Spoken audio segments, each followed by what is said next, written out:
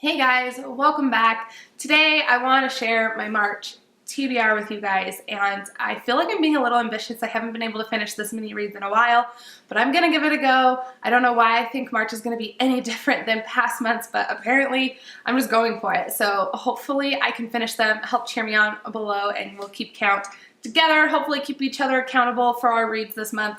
The first one that I want to start off with is Southernmost, and it's by Sarah Sadler.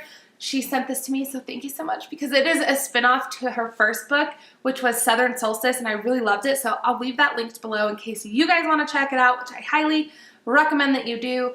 These are such amazing reads. They follow, this is, like I said, a kind of a spinoff, so we're following a past character that was briefly mentioned in the first one, and she gets this ultimatum. So she was with this guy Jackson, and he tells her, they have this kid together, and he tells her, you need to move closer to me or I'm basically done paying for things. And so she ends up moving closer to him, only to find that he is now having like personal struggles and just having a really tough time in life. And she's actually pulling herself together and doing something that she has been wanting to do, not only for herself, but to better for her life, for her kid as well. So I think I totally feel differently. The first book, I didn't like this character, Kayla, and now I'm totally changing sides. I actually like her more than I like Jackson, which I didn't really like Jackson at the end of the other one either, now that I think about it. But anyways, this character had like a major turning point. I actually really think she's a strong woman, and I totally praise like everything that is happening and the changes that she is making and following her dreams of what she wants. And so I think this is such a great book for that. There's an awesome romance. I'm totally digging the guy Brady in here. And so this is just something that is totally up my alley. I think it was perfect for spring. It was also on my spring read, so if you missed that, I'll leave that linked below. So yeah, anyways, I'm definitely enjoying this. I'm just over halfway through and just really loving it. So I'm excited to finish it, see how this all kind of works itself out. And like I said, it was just a good spring read. Nice little like romance kind of read. So definitely digging it.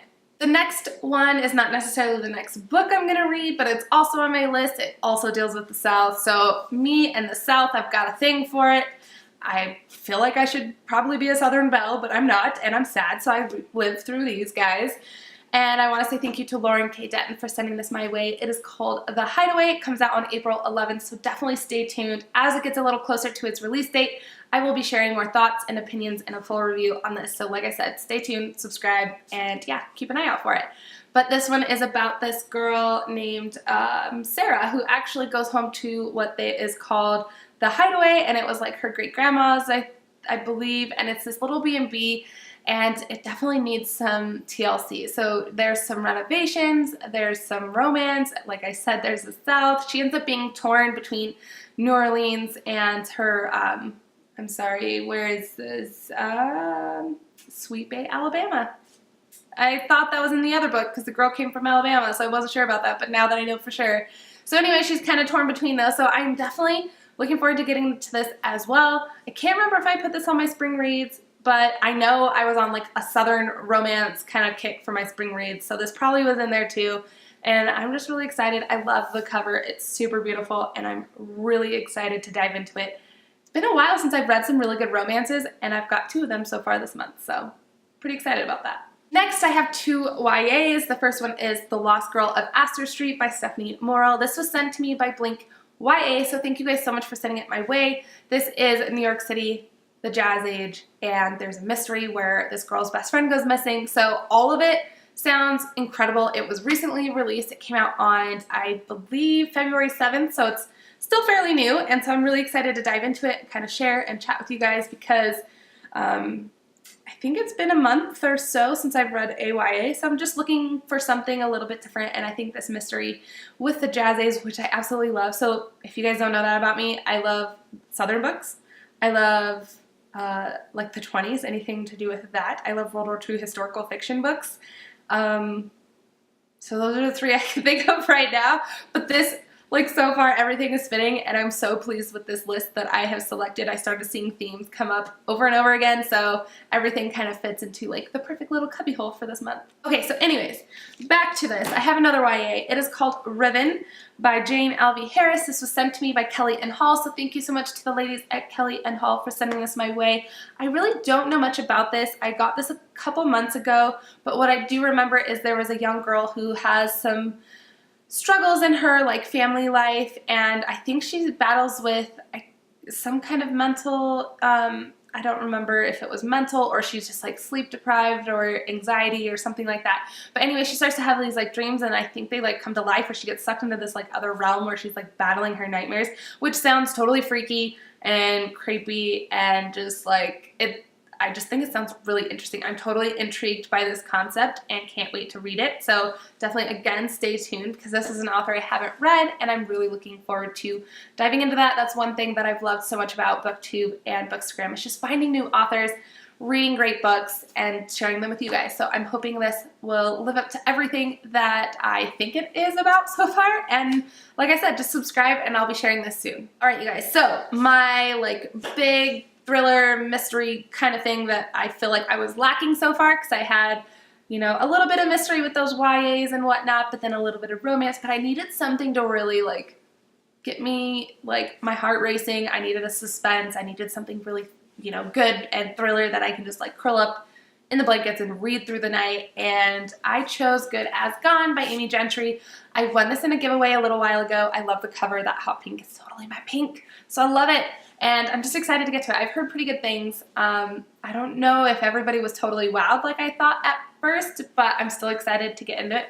I honestly can't even tell you what this is about right now. I was just super pumped, mainly because of the cover, but I'm excited to dive into it, and I will definitely be sharing it with you guys. You know, follow me along. I'll put it in my stories. I'll put a little bit on my Bookstagram, but I'm just really looking forward to it. It's been a little while since I've read a good thriller, so I'm hoping this will kind of like up the ante of that a little bit. I need to remedy that ASAP. So that's that one. I feel like I'm rambling a lot today. Anyways, 3 comics. First 2 from the same series. I bet you guys can't guess. Saga 5 and 6, because I've loved the series so far, and I couldn't wait. So 5 and 6 are this month, and I've pre-ordered 7, and as soon as that comes out, I'm going to be devastated that the series, like I'm caught up. So it's kind of a bummer, but it's also exciting because that means anything coming out, I'll have something to look forward to. But this is such an amazing series, and I can't wait to dive into these 2. The story just continues to get better and better. Love it. If you haven't picked it up, you really should. And if you've been following me, you know that I've been raving about it, and it took me forever to pick them up, and I'm so glad I did. But honestly, they're incredible. The artwork, the story, I love the narration by their daughter, like hands down one of my favorite parts about this. Heads up though, there are some weird things that are in here just for a shock factor. I'm pretty sure it does nothing for the story in my opinion. But yeah, it's there. But I'm totally loving it. And yeah, if you've been following me, you know that. I just can't stop talking about it. But it's really good. Like, really, really good. So I'm excited to dive into these. And then lastly, it is one that I was working on forever, since like last year sometime. Oh, it's seriously a while. It's kind of daunting because it's ginormous. But I love the TV show, and I felt like I really wanted to read the comics as well, and I'd heard some good things about it, that there was a ton of differences, so I did want to see what that happened to be. So I actually bought it. I got into it. I don't know why I just didn't pick it back up for a long time. So when I decided this month to pick it back up, I was like, you know, it's been a really long time. So I wanted to start clear over, but at this point I was like getting close to halfway mark, and I was like, oh my God, I have to start all the way over. But I'm so glad I did, because I didn't remember a lot of those little details that differentiated it from the TV show. And so I'm really glad that I went back and caught up, so I know everything is fresh in my mind.